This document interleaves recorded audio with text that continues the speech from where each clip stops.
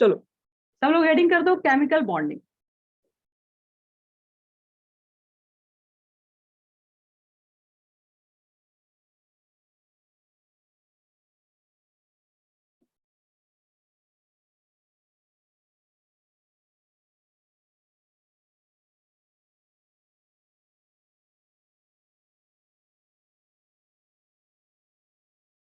यहाँ देखिए chemical bonding का क्या मतलब है।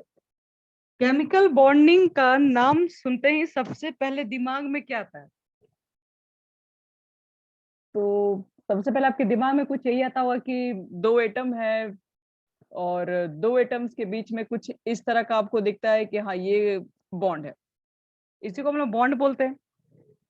यही ना आता सबसे पहले अगर बोलते हैं कुछ केमिकल बॉन्ड बोलते हैं तो हमारे दिमाग में जो पहले जो चीजें आती है लगता है कि दो वहां पर कोई एटम्स है, दोनों एटम आपस में कनेक्टेड है, जैसे कि हम लोग पढ़े हैं बचपन में, और इस तरह का हम लोग कहते हैं कि हाँ ये दोनों के बीच में बॉन्ड है जो दोनों को कंबाइन करके रखा हुआ है। लेकिन एक्चुअल में ये है क्या? क्या ये क्या बोल सकते हैं, देखने से क्या लग रहा है, क्या ये दोनों में के बीच में कोई धागा है कि दोनों को पकड़ के रखा हुआ है, या फिर है क्या ये, किस तरह का ये काम करता है? तो इसको हम लोग बोलते हैं कि फोर्स, बोल सकते हो शॉर्ट में केमिकल फोर्स होता है ये, या फिर इसको केमिकल फोर्स को केमिकल बॉन्ड भी कहा जाता है। इसी को हम लोग बोलते हैं कि ये जो हमारे पास केमिकल बॉन्डिंग है, किसी भी दो एटम्स हो सकता है, या दो से आपके पास ज्यादा एटम्स होता है, दो से ज्यादा एटम को आपस में कनेक्ट करने के लिए कुछ ना कुछ तो फोर्स लगेगा ही लगेगा। दो एटम आपस में फिर कैसे ऐड हो सकते हैं? तो दो या दो से ज्यादा एटम को आपस में जब हम लोग कनेक्ट करते हैं तो कनेक्ट करने के लिए क्या होता है? एक फोर्स चाहिए होता है, एक केमिकल फोर्स होता है, एक फोर्स ऑफ अट्रैक्शन होता है, जिसकी वजह से दो मॉलिक्यूल्स, दो एटम्स आपस में क्या कंबाइन रहते हैं। नहीं तो उनके बीच में अगर कुछ भी नहीं रहे, उनके बीच में कोई फोर्स ऑफ अट्रैक्शन काम ही नहीं करेगा, तो अपने आप ही ब्रेक हो जाएगा। तो यही जो फोर्स ऑफ अट्रैक्शन होता है, जो दो एटम्स या दो मॉलिक्यूल्स या मोर देन टू एटम्स या मोर देन टू मॉलिक्यूल्स को बाइंड करके रखता है आपस में, उसी को हम लोग केमिकल बॉन्ड्स कहते हैं। इसका अगर डेफिनेशन कहा जाए तो एक लाइन में बस यही लिख सकते हैं हम लोग हैं।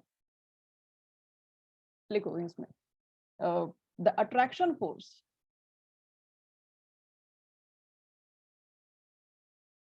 the attraction force which binds atom, which binds atom together, which binds atom together in a molecule, in a molecule is called a chemical bond, is called a chemical bond.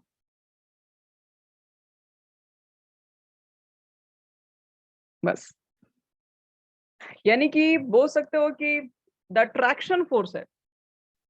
Chemical bond क्या है? It is a type of attraction force जो कि bind करके रखता है, जो कि बांध के रखता है एटम्स को आपस में, किसी भी मॉलिक्यूल्स के अंदर या किसी भी कंपाउंड्स के अंदर।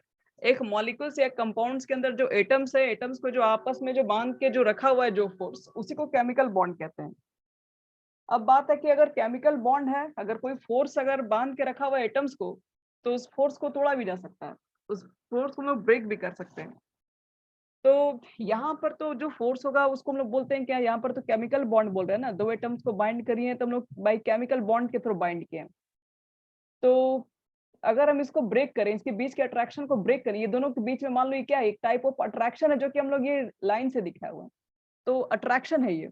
अब इस अट्रैक्शन को तोड़ने के लिए हमें क्या चाहिए? कुछ ना कुछ एनर्जी चाहिए होगा, ये अपने आप अट्रैक्शन ब्रेक नहीं होगा। तो यहाँ पर याद रखना है कि इस अट्रैक्शन को तोड़ने के लिए जो भी हमको यहाँ पे एनर्जी जरूरत पड़ती है उसको हम लोग बोलते हैं बॉन्ड एनर्जी। आपके पास दो तरह के एटम्स को आपस में जो कंबाइन किया फोर्स, उसको केमिकल बॉन्ड बोलते हैं, और केमिकल बॉन्ड को ब्रेक करने के लिए हमें जो एनर्जी की रिक्वायरमेंट्स है उसको बोलते हैं बॉन्ड एनर्जी। और याद रखना कि एक केमिकल बॉन्ड, दो तरह के बच्चे लोग एटम आपस में अट्रैक्ट है, तो इसका मतलब ये नहीं है कि हमेशा वो केमिकल बॉन्ड के थ्रू ही अट्रैक्ट होंगे। अट्रैक्शन फोर्स भी अलग अलग तरीके के होते हैं। आपको अट्रैक्शन फोर्स के हिसाब से देखा जाए तो टोटल आपको मिलेंगे तीन तरह के फोर्स। रुको यहीं पर पहले फोर्स के बारे में बात कर लेते हैं। केमिकल बॉन्डिंग याद रखिएगा, हर तरह के एटम्स के बीच का अट्रैक्शन फोर्स को केमिकल बॉन्डिंग नहीं बोल सकते हैं। केमिकल बॉन्ड होने के लिए कंडीशन की रिक्वायरमेंट्स है। यहाँ लिखिए attraction force,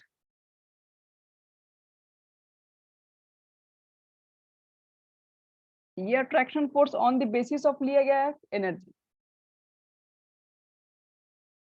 on the basis of energy, यानी कि किसी तरह के भी अट्रैक्शन को आप नहीं बोल सकते हैं कि वो एक केमिकल बॉन्ड है। वो अट्रैक्शन फोर्स के हिसाब से डिसाइड होगा कि कौन सा आपका केमिकल बॉन्ड है, कौन सा केमिकल बॉन्ड्स नहीं है।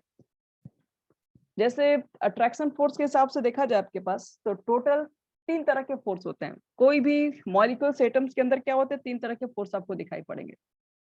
तो देख लेते हैं ये अट्रैक्शन फोर्स कितने तरह के होते हैं। यहाँ पर हम इसको लिख दे रहे हैं, 1 मिनट। ये आपको टोटल मिलेंगे 3 टाइप्स। देखिए कौन कौन।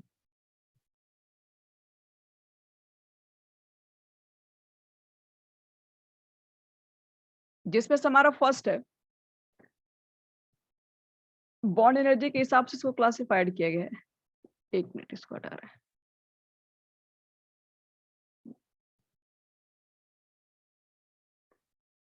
देखो, एक यहाँ पे अट्रैक्शन फोर्स है। सेकेंड अट्रैक्शन फोर्स, हम यहाँ पे 3 तरह के अट्रैक्शन फोर्स बनाए गए हैं। सेकेंड आपको यहाँ करवा दे रहे हैं, और थर्ड हम इसके आगे ले रहे हैं। चलिए यहाँ देखिए, देखो पहले अट्रैक्शन फोर्स में कहा गया है कि जो एनर्जी अगर है, मान लो कि कोई अट्रैक्शन को ब्रेक करने के लिए हमें क्या चाहिए, एनर्जी लगाना पड़ता है। अगर वो एनर्जी लेस देन, कितना होना चाहिए, अगर वो 8 किलो जूल पर मोल, मान लीजिए किसी अट्रैक्शन को ब्रेक करने के लिए अगर आपको एनर्जी 8 किलो जूल से भी कम लगाना पड़े, मोल का मतलब क्या है, 1 मोल, आपके पास जो बॉन्ड होगा वो 1 मोल होना चाहिए। ठीक है, 1 मोल बॉन्ड का क्या मतलब है समझाते रहे। जैसे कि O2 यहाँ पर क्या है, 1 मॉलिक्यूल्स है, तो 1 मॉलिक्यूल से इसका मतलब है ये दोनों मॉलिक्यूल्स आपस में, तो हमको इसका क्या लेना है, 1 मोल लेना है। तो 1 मोल, मान लो कि हम बॉन्ड ले लिया O2 का, हमारे पास O2 एक नहीं है, हमारे पास 1 मोल O2 है। तो 1 मोल हमारे पास क्या O2 है, और उसके बीच के बॉन्ड को हम ब्रेक करना चाहते हैं, ये वाला बॉन्ड को ब्रेक। अगर मान लो इस बॉन्ड को ब्रेक करने में अगर हमें जो एनर्जी लगती है, अगर वो लेस देन 8 किलो जूल है, तो उस टाइप के अट्रैक्शन को हम लोग एक स्पेशल नाम से जानते हैं, उसको बोलते हैं van der Waals force of attraction. Van der Waals force of attraction.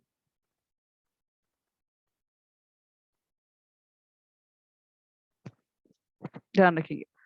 फिर देखो, और अगर मान लो कि अगर हमें 8 किलो जूल से 42 किलो जूल मोल इनवर्स, ठीक है, अगर हमें बॉन्ड एनर्जी जो लगाना पड़ रहा है, 2 एटम के बीच के फोर्स को तोड़ने के, अगर हमें बॉन्ड एनर्जी अगर 8 से 42 के बीच में अगर लगाना पड़ा होगा, तो उसको बोलते हैं हम लोग है हाइड्रोजन बॉन्ड।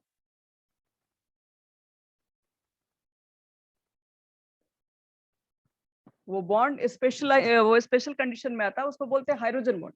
अगर 8 से भी कम लगाना पड़े तो वंडरवॉल फोर्स ऑफ अट्रैक्शन, अगर 8 और 42 के बीच में रहा होगा तो उसको हाइड्रोजन बॉन्ड बोलते हैं। और कभी अगर मान लीजिए कि मोर देन 42 अगर आपका हुआ, अगर यहाँ बॉन्ड एनर्जी लिख रहे हैं, ठीक है, आपके पास अगर बॉन्ड एनर्जी, मतलब जो अट्रैक्शन फोर्स को तोड़ने में अगर हमें 42 किलो जूल पर मोल के हिसाब से अगर हमें एनर्जी लगाना पड़ गया, तो उसको हम लोग बोलते हैं चलो केमिकल बॉन्ड।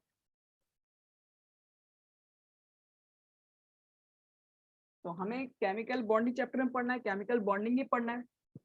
और केमिकल बॉन्डिंग पढ़ना है तो आपको बॉन्ड एनर्जी याद रखना, उसका होता है मोर than 42 kilo joule mole inverse होता है। एक मिनट, ये मोल इनवर्स फिर यहाँ लिखने की जरूरत है ना, जब पर लिख दिए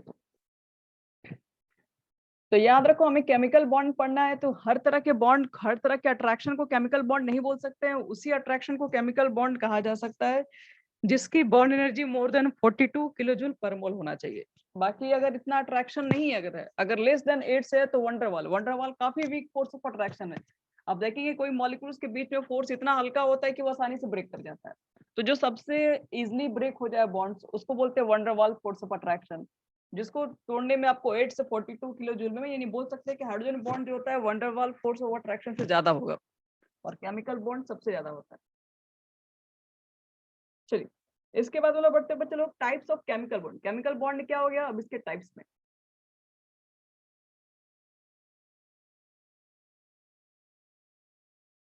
टाइप्स ऑफ केमिकल बॉन्ड।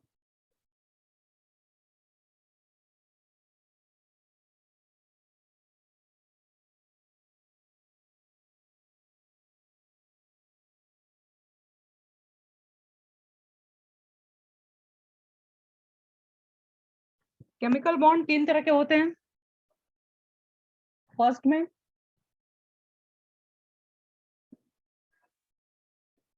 लिख देना है आयोनिक बॉन्ड। ये हम लोग 10th क्लास में भी पढ़ लिए हैं, आयनिक बॉन्ड होता है। सेकंड बात करो, सेकंड हमारा होता है कोवेलेंट बॉन्ड, ये भी हम लोग पढ़ चुके हैं। और थर्ड हमारा होता है जिसको हम बोलते हैं कोऑर्डिनेट बॉन्ड।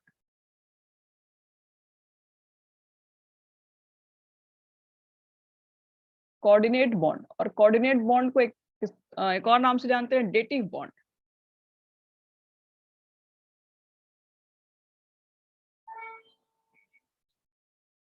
कुल मिला के 3 तरह के आपको बॉन्ड मिलेंगे, आयनिक बॉन्ड, कोवेलेंट बॉन्ड और कोऑर्डिनेट बॉन्ड। चलो इसके बारे में थोड़ा थोड़ा डिस्कस कर ले रहे हैं। ऐसे पहले से भी आपको मालूम है, लेकिन थोड़ा सा हम लोग कुछ और भी इसके ऊपर नॉलेज पढ़ेंगे। तो आयनिक बॉन्ड लिख के ऐसे होते हैं। आयनिक बॉन्ड क्या होता है?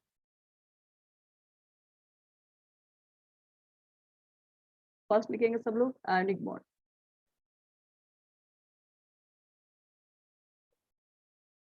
चलो आयनिक बॉन्ड लिख के डैश दो।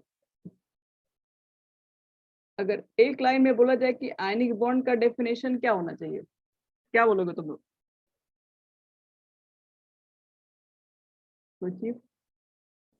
Ma'am bond form between metal and metals में, मैम जो मेटल में होता है।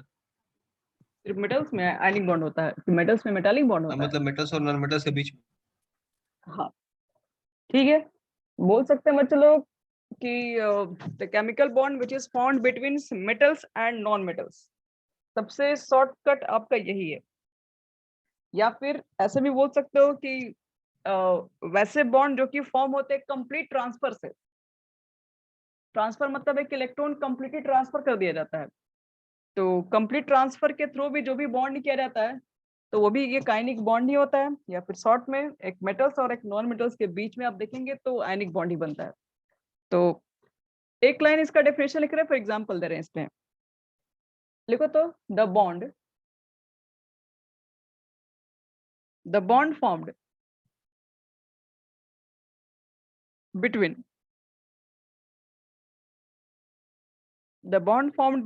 two atoms due to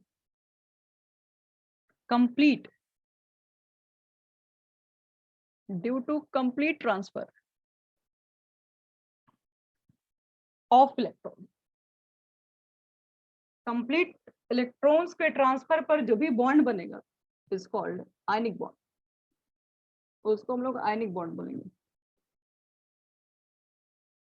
चलिए आयनिक बॉन्ड के एग्जांपल को समझना पड़ेगा अब यहाँ पे। यहाँ देखो, जैसे फॉर एग्जांपल लेते हैं, जैसे यहाँ देखो, जैसे मान लो कि हमारे पास सोडियम है। सोडियम एक मेटल्स है, और मेटल्स क्या करता है, मेटल की टेंडेंसी होती है इलेक्ट्रॉन को लूज करना। तो इसका इलेक्ट्रॉनिक कॉन्फ़िगरेशन देखा जाए तो 281, और इसने अपना एक इलेक्ट्रॉन को लूज कर दिया। तो लूज करने के बाद ये Na+ बन गया और एक इलेक्ट्रॉन इसका बाहर निकल गया। और Na से Na+ तक ले जाने के लिए बताओ तो बच्चे लोग जो भी एनर्जी लगती है उसको क्या बोलते हैं?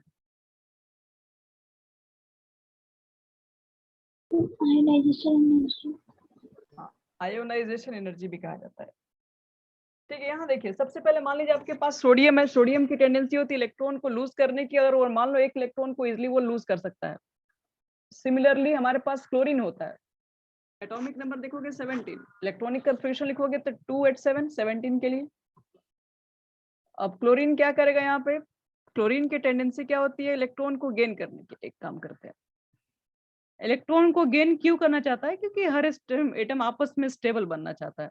तो स्टेबल के बारे में बताएंगे कि बॉन्डिंग में कैसे स्टेबल होता है वो हमें समझना पड़ेगा। तो ये क्या करेगा कि एक इलेक्ट्रॉन को गेन करके अपने आउटर मोस्ट में 8 कंप्लीट कर लेगा, 2 8 8। और इलेक्ट्रॉन लेने की जो टेंडेंसी होती है उसको क्या बोलते हैं? Electron affinity. इलेक्ट्रॉन को ऐड करने की जो भी टेंडेंसी होती है यहाँ पर उसको इलेक्ट्रॉन एफिनिटी कहा जाता है।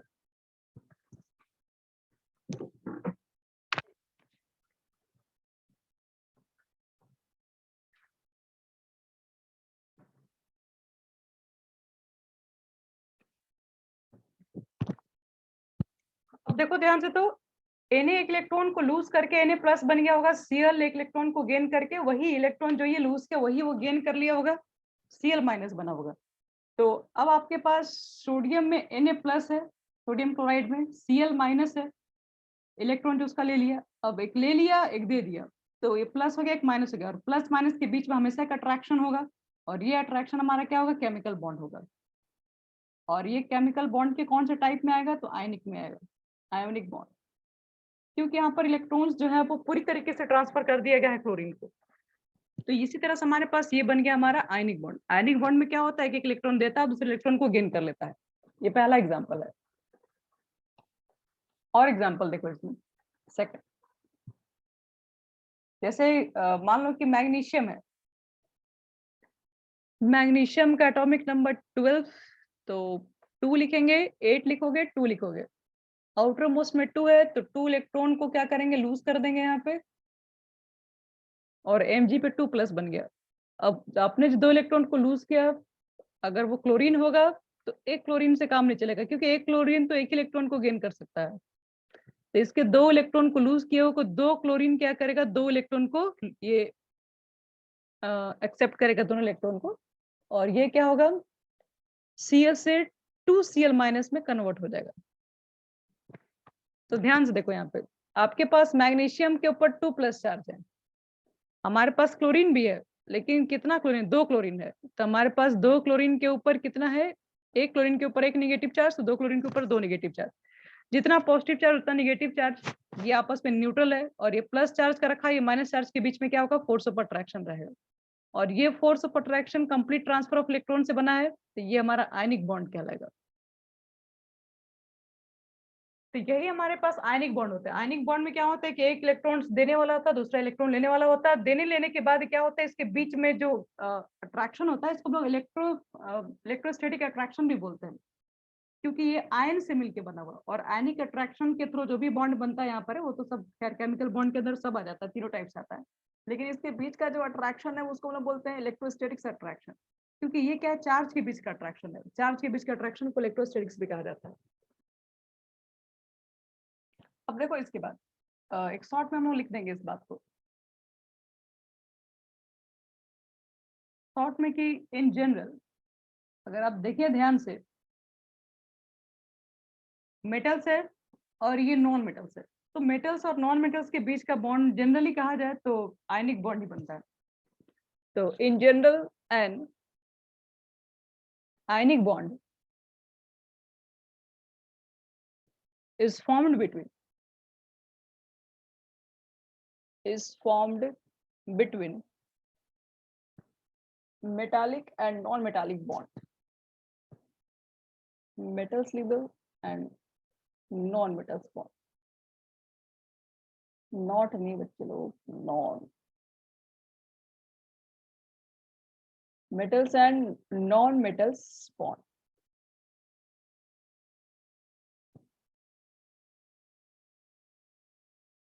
बॉन्ड की कोई जरूरत नहीं, हटा दीजिए। चलो ये हो गया हमारा डेफिनेशन आयनिक बॉन्ड का। अब एक छोटा सा नोट, बहुत इंपॉर्टेंट नोट्स है, समझ लीजिए। इसका मार्केट प्राइस देखा जाए तो है अच्छा खासा, इस वेट है इसका नोट्स का। नोट्स में सबसे पहला हम बताने जा रहे हैं NH4 के बारे में, अमोनियम के बारे में। इसको बोलते हैं अमोनियम आयन।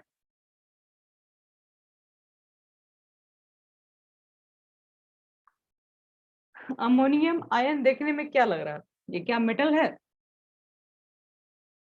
तो अकेले तो है नहीं, और नाइट्रोजन है, 4 हाइड्रोजन है, तो मेटल्स के बारे में तो साफ बोलेंगे ही नहीं है।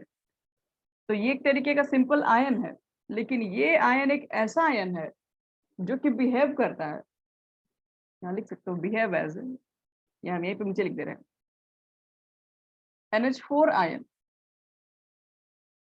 behave as alkali metals, behave as alkali metals.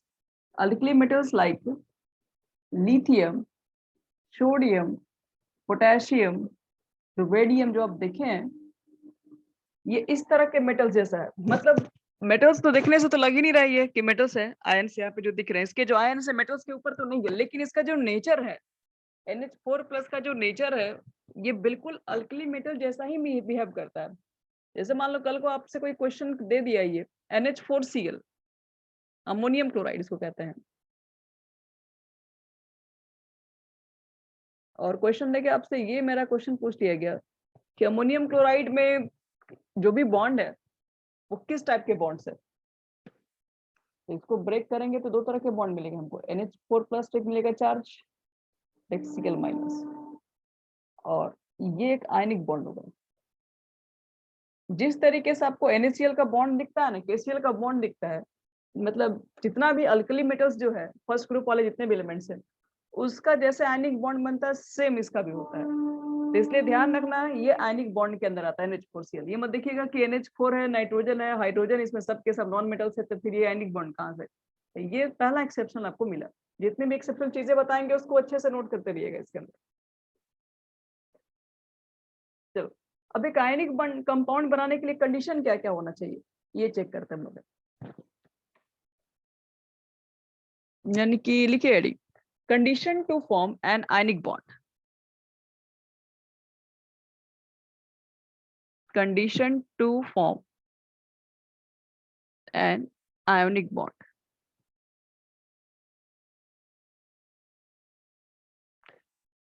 चलो देखते हैं आयनिक बॉन्ड बनाने के लिए क्या क्या कंडीशन की रिक्वायरमेंट्स है। चलिए कंडीशन नंबर फर्स्ट लिखिएगा। पहले एक चीज बताओ, हम लोग तो सबसे पहले ये चीजें पढ़ ही लिए हैं कि एक केमिकल में जो आयनिक बॉन्ड होता है वो मेटल्स एंड नॉन मेटल्स के बीच में बनता है। तो मेटल कैसा होना चाहिए, उसकी आयोनाइजेशन एनर्जी कैसी होनी चाहिए एक अच्छा मेटल होने के लिए। The ionization energy of the metallic element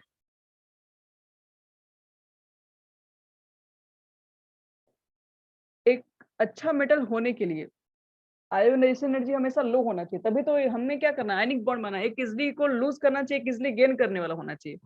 अब जो आसानी से लूज करे तो एक अच्छा मेटल होगा, और अच्छा मेटल तो वही होगा जिसके इलेक्ट्रॉन्स आसानी से बाहर निकल जाते हैं, निकालने में उसमें एनर्जी ज्यादा नहीं लगनी चाहिए।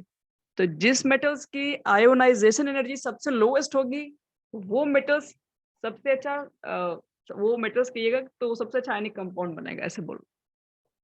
The ionization energy of the metallic element should be low, should be low, सबसे कम होना चाहिए। ध्यान रखिएगा मेटालिक एलिमेंट्स जो भी आपके पास है उसके पास आयोनाइजेशन एनर्जी बहुत कम होनी चाहिए, तभी इलेक्ट्रॉन को इजीली हम लोग डोनेट कर पाएंगे। देखिए एक तो मेटल्स होता है आयनिक बॉन्ड में, दूसरा होता है नॉन मेटल्स। नॉन मेटल्स कैसा होना चाहिए, जो इजिली इलेक्ट्रॉन को गेन करे, और इजिली इलेक्ट्रॉन को गेन वही कर सकता है जिसका इफेक्टिव न्यूक्लियर चार्ज ज्यादा है।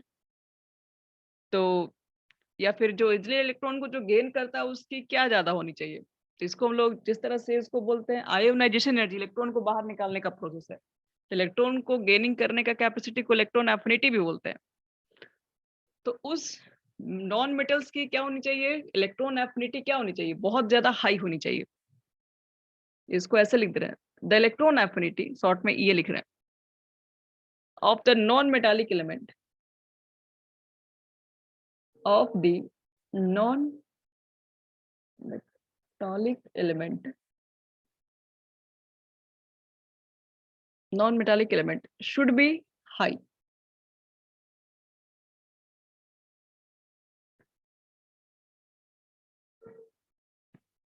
आयोनाइजेशन बच्चे लोग सबसे कम होना चाहिए, क्योंकि इलेक्ट्रॉन को डोनेट करना है, और इलेक्ट्रॉन को लेने वाला जो नॉन मेटल्स पावर है वो हाई होना चाहिए। इलेक्ट्रॉन लेने की कैपेसिटी ज्यादा होना चाहिए। इलेक्ट्रॉन लेने की कैपेसिटी उसी की ज्यादा होती है जिसकी इलेक्ट्रॉन एफिनिटी ज्यादा होती है। और अगर देखा जाए पूरे पीरियोडिक टेबल में सबसे हाईएस्ट इलेक्ट्रॉन एफिनिटी किसकी है, तो बताइए। बता चुके हैं। Ma'am fluorine. फ्लोरीन। हाँ, और सबसे lowest ionization energy, caesium. Caesium का है। ठीक है, वेरी गुड। से फ्रांसियम का होता है लेकिन वो रेडियो एक्टिव है इसीलिए। हाँ, तो अब देखो ये तीसरा कंडीशन क्या कहता है। तीसरा कंडीशन कहता है कि the lattice energy, the lattice energy of ionic compound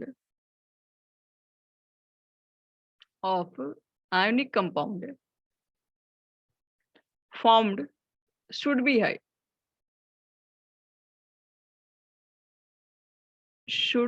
high, मतलब आयनिक कंपाउंड के बीच का जो लैटिस एनर्जी है वो बहुत ज्यादा हाई होना चाहिए।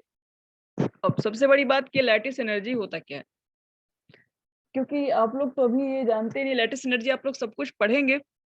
आइए आपको थोड़ा सा हम यहीं पे एक्सप्लेन कर दे रहे हैं क्या होता है।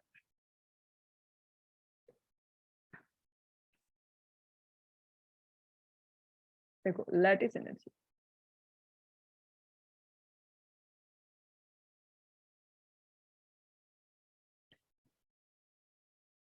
ऐसे तो शॉर्टकट अगर आप डेफिनेशन कहेंगे लैटिस एनर्जी का क्या है, तो हम तो बोल देंगे कि एक लाइन का डेफिनेशन, लैटिस एनर्जी यानी कि the energy required to break 1 mole of lattice. 1 mole lattice को तोड़ने के लिए जो भी एनर्जी चाहिए होगा वो लैटिस एनर्जी है। लेकिन इस डेफिनेशन से भी आप बहुत कुछ क्लियर नहीं कर पाएंगे। इसको समझने के लिए एग्जांपल देखो। जैसे मान लो कि हमारे पास कोई आयनिक कंपाउंड है, जैसे मान लो NaCl है। अब NaCl का अगर हम क्रिस्टल फॉर्म देखें तो NaCl किस फॉर्म में पाया जाता है, बल्कि आपको दिखा रहा है, छोटे छोटे सर्किल ले लो।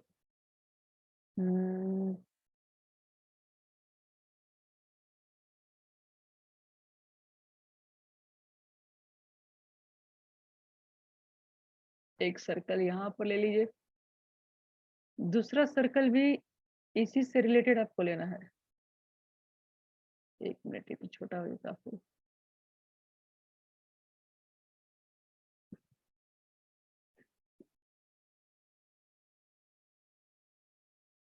एक काम करते हैं, हम खुद से ये बना दे रहे हैं इसको। यहाँ देखो, नहीं तो एक मिनट रुकिए, मैं आपको एक फिगर में दिखा रहा हूँ।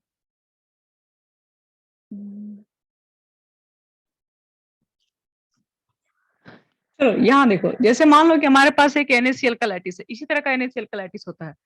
एक Na की तरफ आप देख रहे होंगे, चारों तरफ Cl दिख रहे होंगे यहाँ पे, और एक Cl की तरफ देखोगे अगर, तो चारों तरफ Na+ दिख रहा होगा। तो हम अगर NaCl का देखा जाए, लैटिस अगर देखा जाए, NaCl जो हम लोग को एक्चुअल में जो आप देखते हैं वो इसी फॉर्म में रहता है।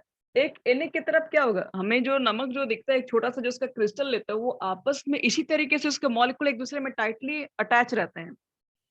एक Na की तरफ चारों Cl- तभी तो आपस में अट्रैक्ट है। ये Cl- से Cl- Na के ऊपर प्लस है, तो ये Na+ को चारों तरफ से Cl- ने घेर के रखा हुआ है, और एक Cl- के आप चारों तरफ देखेंगे तो Na+ ने घेर के रखा हुआ है। तो ये क्या करते हैं, लैटिस बनाते हैं। अब हमें चेक करना है कि इनका लैटिस स्ट्रॉन्ग है कि नहीं है। अगर खुद से सोचो, अगर एक आयनिक कंपाउंड अच्छा होने के लिए क्या चाहिए होगा, स्ट्रॉन्ग लैटिस बनाना चाहिए। आयनिक बॉन्ड है, ये आयन के थ्रू सब आपस में कनेक्टेड है, सब पॉजिटिव नेगेटिव चार्ज की वजह से ये सब आपस में जुड़े हुए हैं। अब इनके बीच में अगर अट्रैक्शन फोर्स पॉजिटिव नेगेटिव का अगर लोएस्ट होगा, तो जाहिर सी बात है ये लैटिस अच्छा नहीं बना पाए, इनकी लैटिस तुरंत टूट जाएगी। Cl- अलग हो जाएंगे, Na+ अलग हो जाएंगे। खुद से देखिए, जैसे मान लीजिए कि आप खुद से मान लो कुछ, क्या बोले ये, मान लो बॉल ही जैसे तुम लोग घर पे ले हो, इस तरह से मान लो बड़ा बड़ा बॉल ले लो तुम लोग आपस में, और एक छोटा बॉल ले लो, सबको आपस में एडजस्ट करो, और इसके बीच में तुमको क्या करोगे, एक टाइप ऑफ फोर्स लगाओ। अगर ये दोनों के बीच में मान लो किसी तरह से तुम इसको ऐड कर रहे हो, किसी तरह से मान लो आपस में इसको सटा रहे हो, अगर आपने जो भी अपने आपस में इसको ऐड करने की वजह से आपने जो भी चीज इसके बीच में मान लो गम लगा दी हो, या फिर हो सकता है इसको तुम हीट करके सटा दियो, चाहे किसी तरह से मान लो आपस में एडजस्ट कर लो, तो अगर वो बॉन्ड अगर इजिली ब्रेक हो जाए तो हम बोलेंगे वो लैटिस तो फिर अच्छा नहीं बना पाया, उसकी लैटिस तो तुरंत ब्रेक हो जा रही है, टूट जा रही है। तो एक अच्छा आयनिक कंपाउंड के लिए एक स्ट्रॉन्ग लैटिस बनना बहुत जरूरी होता है, क्योंकि एक अच्छा आयनिक कंपाउंड क्या करता है कि स्ट्रॉन्ग लैटिस ही बना पाता है। अगर वो आयनिक कंपाउंड अगर अच्छा नहीं होगा तो स्ट्रॉन्ग लैटिस भी याद रखिएगा आपका बहुत अच्छी नहीं बन पाएगी, उसकी लैटिस क्या होगी, ब्रेक हो जाती है, टूट जाती है। तो हम लोग जैसे दो एग्जांपल लेते हैं, जैसे मान लो कि आपके पास एक एटम है जिसको हम ए नाम दे देते हैं और बी एटम है, यहाँ पर हम नाम दे दे रहे हैं किसी को। हम बोल रहे हैं कि ए एटम का जो लैटिस एनर्जी है मान लीजिए वो 100 किलो जूल है पर मोल। लैटिस का मतलब यही नहीं जैसे आपस में ये एडजस्ट है, अगर आप कहिएगा कि अब यहाँ से क्लोरीन और Na को आप हटाएंगे तो अपने आप तो हटेगा नहीं, इसके बीच में तो अट्रैक्शन बहुत सारा है, अट्रैक्शन को तोड़ोगे तभी अलग होगा, तो अट्रैक्शन को तोड़ने के लिए एनर्जी लगाना पड़ेगा। तो आप क्या कर रहे हैं, लैटिस को तोड़ रहे हैं, NaCl के लैटिस को तोड़ रहे हैं, उसके बीच के अट्रैक्शन को तोड़ रहे हैं, तो वहां पर एनर्जी आप लगा रहे हैं, तो उसको लैटिस एनर्जी हम लोग बोलेंगे। और बी वाले पे मान लीजिए आपने लैटिस लगाया 500 किलो जूल पर मोल। तो मान लो क्वेश्चन में देख के लैटिस एनर्जी देके आपसे पूछ ले कि which ionic compound is more stable, इसमें कौन अच्छा आयनिक कंपाउंड बनाएगा, क्या 100 किलो जूल वाला या फिर 500 किलो जूल का, कौन सा एक अच्छा आयनिक कंपाउंड बनाएगा? And B. देखो बच्चे लोग, ए होना चाहिए बी होना चाहिए, सोचिए इसको। तो अभी हम जो आपको जो जस्ट बताएं, एक अच्छे आयनिक कंपाउंड होने के लिए उसका स्ट्रक्चर क्या होना चाहिए, सॉलिड स्टेट में पूरी तरीके से आपस में टाइटली पैक होना चाहिए, बहुत अट्रैक्शन के साथ ऐड होना चाहिए, और ज्यादा अगर टाइटली अट्रैक्शन होगा तभी वो स्ट्रॉन्ग लैटिस बनाएगा। तो टाइटली अट्रैक्शन को तोड़ने के लिए आपको एनर्जी भी तो ज्यादा सप्लाई करना पड़ जाएगा फिर, तो एनर्जी ज्यादा सप्लाई ही मेरा यहाँ हो रहा है। तो अगर ज्यादा एनर्जी सप्लाई हो रहा है तो इसका मतलब है इसका जो लैटिस एनर्जी लैटिस बनाए, स्ट्रॉन्ग लैटिस बनाए, स्ट्रॉन्ग लैटिस बनाएगा तो अच्छा आयनिक कंपाउंड स्ट्रॉन्ग लैटिस बनाता है। तो यही चीज हम लिखवाएं आपको यहाँ पर, the lattice energy of ionic compound should be high होना चाहिए, कोई भी आयनिक कंपाउंड का लैटिस एनर्जी बहुत ज्यादा हाई होना चाहिए, हाई होगा तब स्ट्रॉन्ग लैटिस बना सकता है। तो ये हो गया आपके लैटिस एनर्जी। आप लिख सकते हैं इसके बारे में claim, the energy which is required to break 1 mole of lattice, the energy which is required to break